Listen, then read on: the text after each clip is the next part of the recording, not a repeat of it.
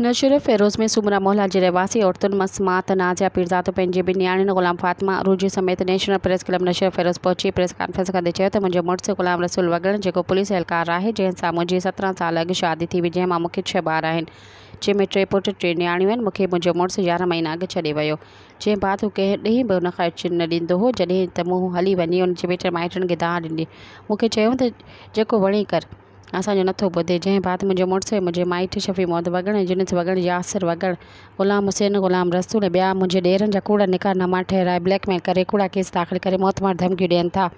असीं हाणे घरनि में पोरियो करे पेट गुज़र कंदियूं आहियूं। असीं IG सिंध, DIG शहीद बेनज़ीराबाद, SSP नशर फेरोज़, सेशन जज नशर फेरोज़ ऐं बंदोबस्त वारनि खे अपील था कयूं त असांखे तहफ़ुज़ ॾेई इंसाफ़ ॾिनो वञे।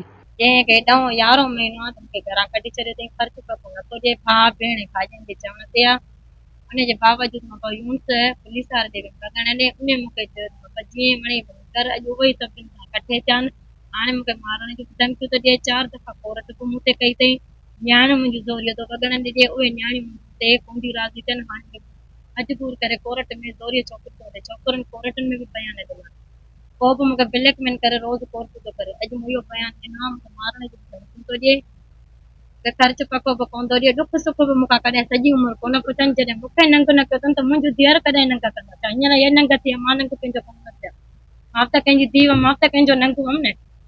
जॾहिं वॻड़नि खे मूं ते ई कान आई त पोइ हे छा में नंग जो नियाणियुनि में चखी विधी अथनि, नियाणियूं राज़ी थियनि वॻड़नि में। मां अखिल ते कयां नौशा फिरोज़ त मूंखे पंहिंजो तहफ़ुज़ ॾेई वियो, मूंखे मारण जी धमकियूं था ॾियनि। 5 ई ॼणा, यासिर, ग़ुलाम हुसैन, शफ़ी मोहम्मद वगड़, यूंस वगड़, ग़ुलाम रसूल वगड़। जो पीउ असांजा कूड़ा निकाह ठाराए ते मुंहिंजा यासिर सां मुंहिंजी भेण जो शफ़ी मोहम्मद वगड़ सां, जंहिंजी ताईं ख़बर बि न आहे ऐं त मां तव्हांखे पंहिंजी भाइटियनि खे ॾिसंदमि। मां पाइण थी चाहियां ऐं मां छाजे मां कोर्ट बि असां ते कई आहे। असां कोर्ट में चयोसीं त असां पंहिंजा ॾेई वेंदासीं, त कोर्ट थो करे ॾे। यासिर वगड़, शफ़ी मोहम्मद वगड़, यूंस वगड़, ग़ुलाम हुसैन वगड़ ऐं अबू ग़ुलाम। सब्सक्राइब कयो अवामी न्यूज़ HD खे ऐं ताज़ा तरीन ख़बरुनि लाइ ॾिसंदा रहो अवामी न्यूज़ HD।